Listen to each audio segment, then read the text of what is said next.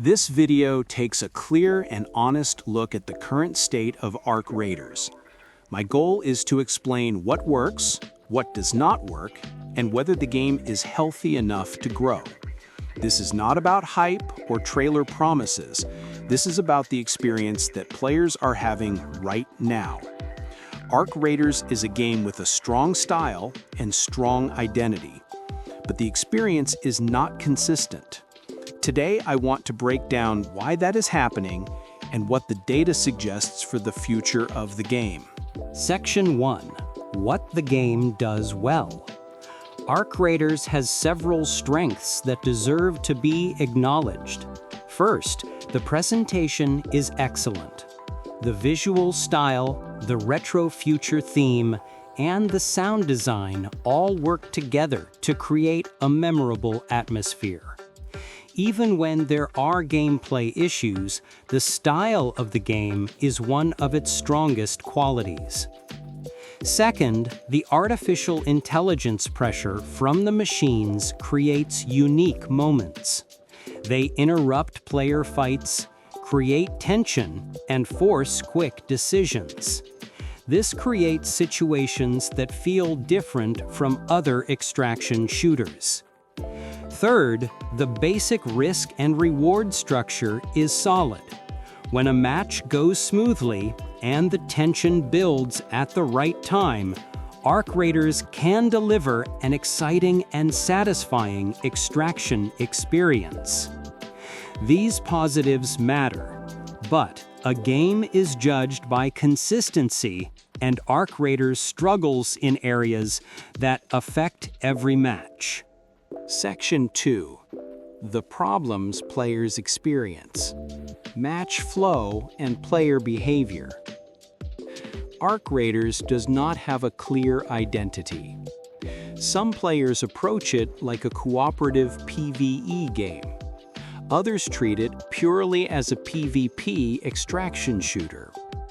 Because the game does not fully commit to either direction, the result is inconsistent match flow.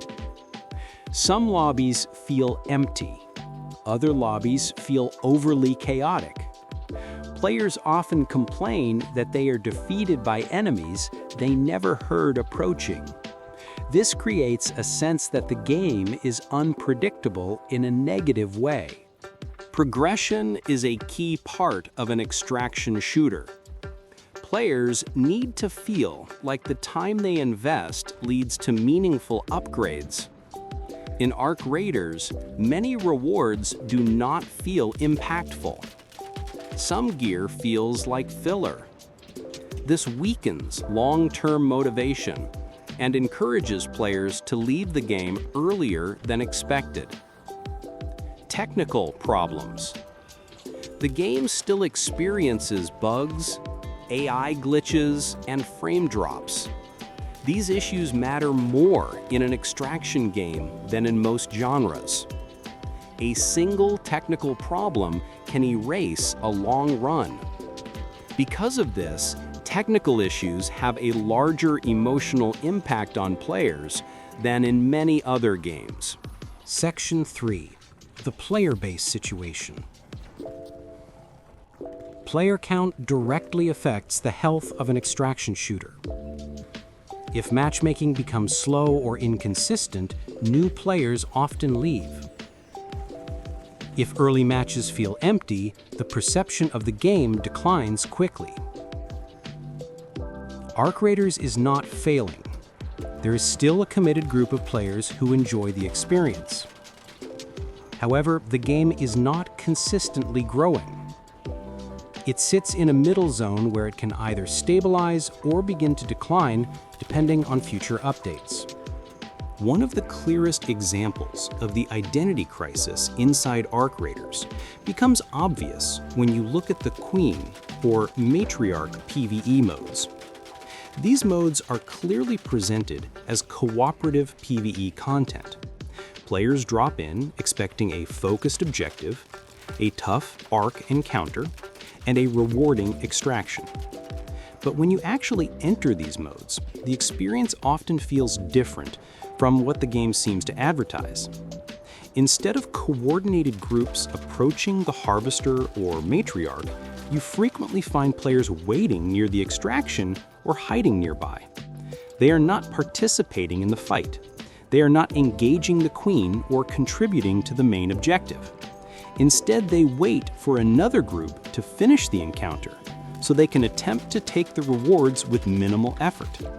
This creates a situation where the mode is not fully PvE, but it is also not fully PvP. It becomes a hybrid by accident rather than by design. This creates confusion in the player experience. If the mode is meant to be PvE, then the expectation is teamwork and shared progress. But if players can simply wait on the sidelines for someone else to clear the encounter, the mode begins to function like a PvP ambush zone. This leads to frustration for players who put in the effort, because the hardest part of the encounter becomes protecting your reward from other players who did not participate. This problem creates an internal conflict in the game's identity. The mechanics suggest one thing, but the player behavior turns the experience into something else entirely.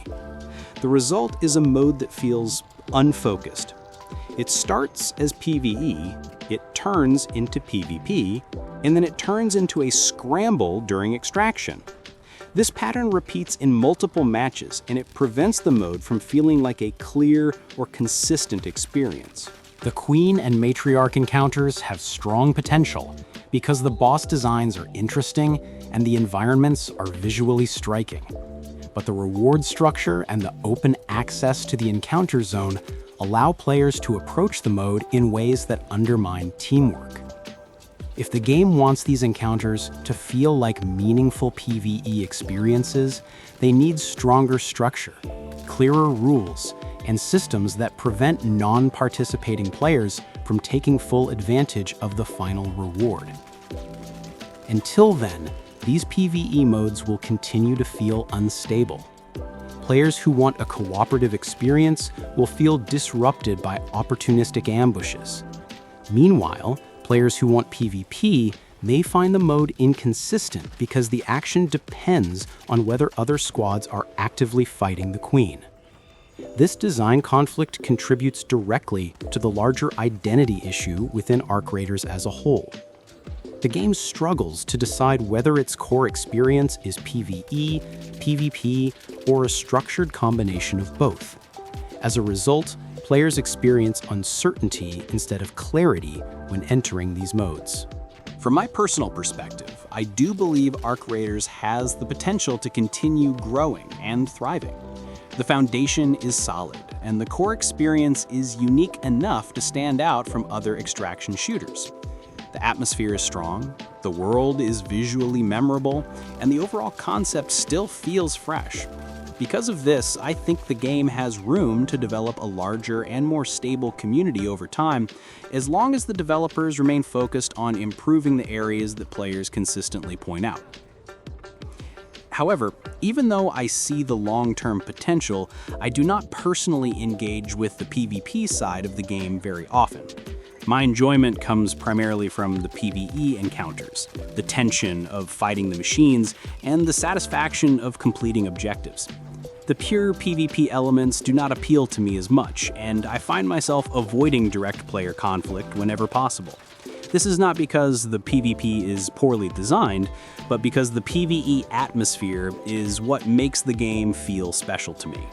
This creates an interesting contrast between how I enjoy the game and how the game is currently structured.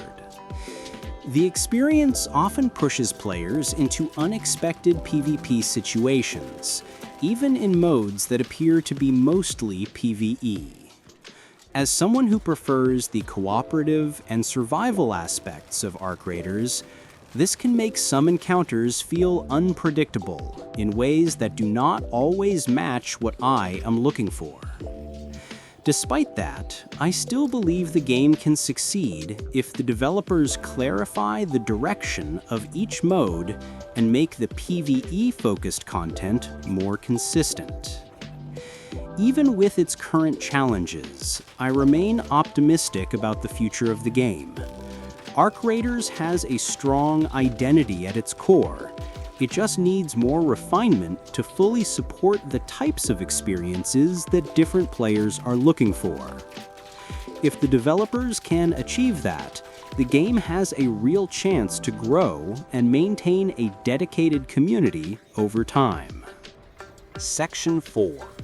What Arc Raiders needs. Based on community feedback and common patterns in other extraction shooters, Arc Raiders needs several improvements. 1. A clear identity.